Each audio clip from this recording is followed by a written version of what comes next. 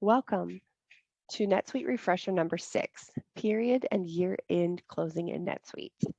Well, it's July of 2021, and most of us are really busy working on closing the fiscal year. So before NetSuite, we had lots of checklists and we used lots of trial balances and reconciled things. And now with NetSuite, we continue to do those things, but NetSuite offers us a lot of tools and reports and searches that can make the process go more smoothly. So that's what we're going to be talking about today. Today, we're going to talk about period closing in NetSuite and some things we can use NetSuite for at the end of every period. And those things will allow our year-end closing to go more smoothly. We'll discuss a few year-end closing principles and then finish up by talking about year-end closing in NetSuite. Period closing tasks in NetSuite. So in addition to all your normal things you do when you close a period, NetSuite can help you by reconciling your bank account, credit cards, and even your cash accounts through the bank reconciliation tool. It allows you to match transactions to your bank account and make sure you don't miss anything. You can use several reports and searches to review and reconcile outstanding advances, receivables, and payables.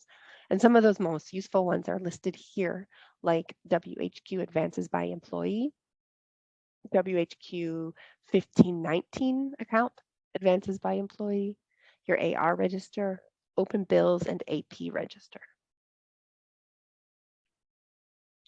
There are also several things you want to do related to the transmittal and other things, like you want to ensure that all your transmittal entries are recorded correctly. You need to reconcile your IT Clear Responsibility Center.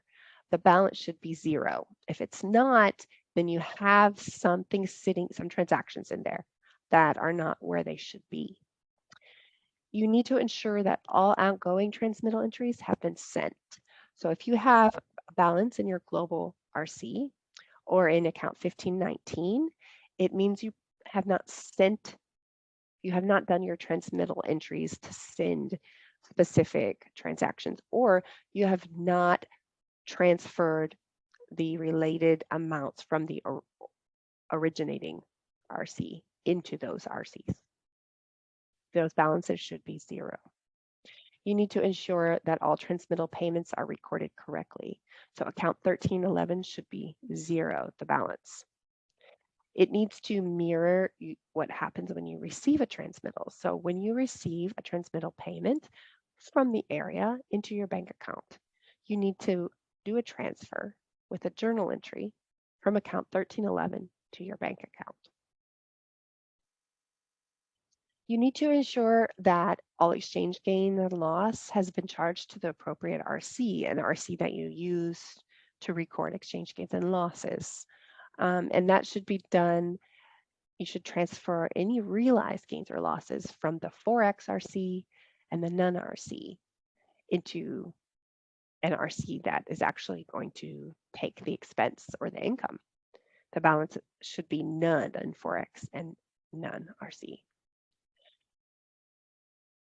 And then lastly, the finance leader can lock the period. I'm going to show you how to do that. So I'm going to change to a finance leader. I'm in Andorra.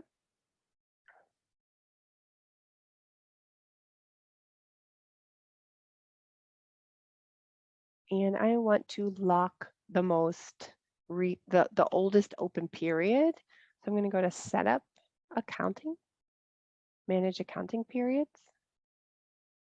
And I'm going back to fiscal year 2017, and I can see that June 2017 is not closed. You can see it's not the green check mark. So I'm going to click on the checklist button, and I can lock the receivables and the payables one at a time, or I can lock both at the same time by clicking Lock All and Submit. Now, what this allows me to do is it just closes those on the general ledger so that you don't accidentally post into that period. So if you keep up with this every month as a finance leader, then it just keeps your general ledger default dates to be more current. And globally, the rest of the period close checklist will be finished, will be accomplished. This is all done globally. But you can go ahead and lock your AR and AP just to keep your default date up to date. All right, let's go back to the presentation. So that's all on period closing, but for year-end closing, we're going to talk about two main concepts. The first is reconciliation.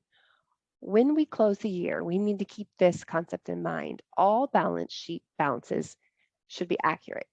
Thus, they are reconciled and they have been agreed to supporting reports and they currently exist. So for inventory, you've done a count. For fixed assets, you've confirmed that they exist and like you compared it to your fixed asset register and you've counted them. For advances, you've agreed them to supporting records, you've reconciled your bank accounts, etc. So there's nothing on your balance sheet that does not exist or that is inaccurate. The concept of cutoff is how you determine which transactions belong to the current fiscal year and which belong to the next fiscal year. And then you make the related adjustments. So if you have prepaid expenses for the next fiscal year or income you've received for next fiscal year, you would have to make adjustments, even though you've already recorded it in the current year.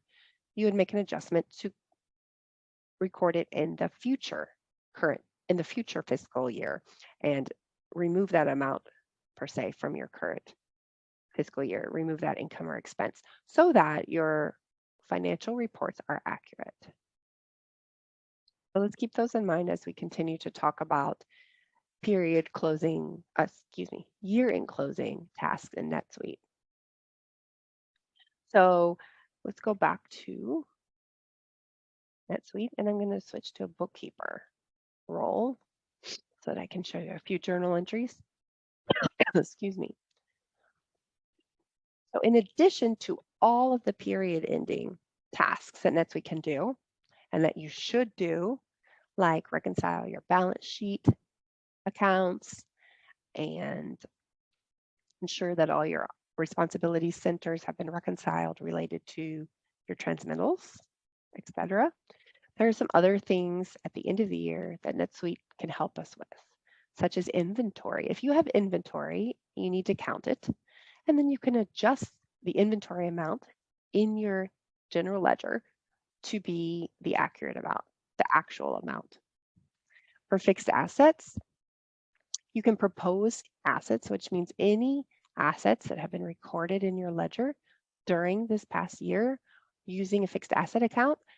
It will search for them and it will add them to your fixed asset register. And then you can depreciate them. If they've been disposed, you can record that, you can revalue, you can transfer them. All of this can be done in NetSuite. Some other useful things that NetSuite can do at the end of the year are you want to create invoices for all of your sales that you have not yet invoiced. You want to record under payables, you want to pay all the bills that are outstanding that need to be paid. You want to enter all bills for any expenses that you have incurred, but you haven't received invoices. This is called accrual. You need to accrue all your expenses. And you can do that by entering bills here. Other things you want to do are make sure that all of your expense reports have been approved by the approver and the accountant and paid. You want to make sure that all of the journal entries that are outstanding from the current fiscal year have been approved so that they've been posted. And you need to make sure that all your bills have been paid. I think I've mentioned that already. So let's go back to the checklist or the presentation. So as we just said, NetSuite can help us by doing inventory adjustments with the adjust inventory option, fixed asset adjustments by proposing assets, running depreciation, asset disposal, asset revaluation, etc. You should create invoices for sales received and not yet billed through create invoices. You should ensure that expense reports, bills, and journal entries from the fiscal year are approved and paid. And some helpful reports and searches you can use in NetSuite would be WHQ Outstanding Expense Reports and WHQ Approved Journals and Open Bills. Some other things we can do, sorry to keep switching back and forth, but I think it's helpful to see, is in related to the cutoff principle. So these can all be done. You need to make adjusting entries related to income and expenses that belong in the future future fiscal year. And that would be done via journal entry. So we're going to go to transactions, financial, make journal entries.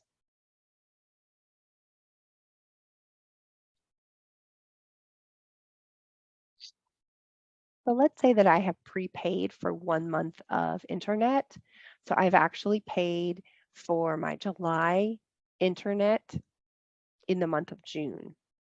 And let's say it was €100. So I've already recorded it. It's already in my general ledger. And what I need to do is I need to reverse it.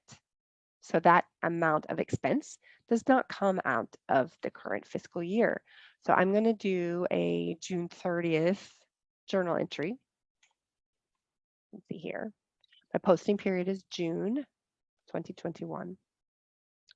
And I'm not going to actually fill out the debits and credits here. I'm just going to explain how the dates work. So let's say I would reverse the expense, 100.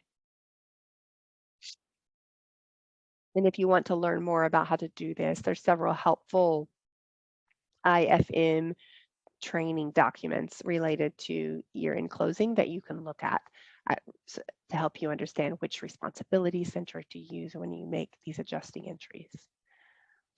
I'm going to reverse it on June 30th, and then I want to put that expense into the next fiscal year. So I'm going to choose a reversal date of July 1st. So this means that this journal entry I'm making is going to be automatically reversed. It's a memorized entry, and it's going to be automatically reversed with a date of July 1st. Now, if I leave it like this, it's going to post the reversal in June 2021. But if I click Defer Entry, it will post the reversal on this date, which means it will get posted into the next fiscal year. So I want to make sure to click Defer Entry. Okay. So there are lots of different year-end adjusting entries that you might want to use the automatic reversal and defer entry for, such as deferred income or accruals, anticipated expenses, and such.